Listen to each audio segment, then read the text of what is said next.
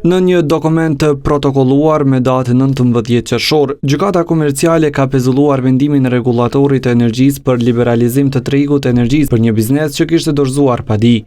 Menjëherë, përfaqësuesit e bizneseve e mirëpritën vendimin e komerciales, duke thënë se kjo i hap rrugë të gjitha ndërmarrjeve të veprojnë njësoj.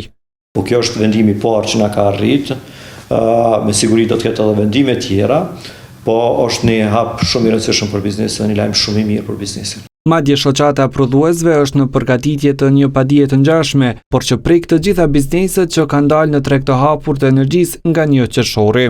Padia në emën të gjithë bizneseve do të dorëzohet, është në finalizim. Për vendimin në fjalë të komerciales reagoi të martën ZRE-ja, duke paralajmëruar se do t'ju drejtohet institucioneve të tjera të drejtësisë.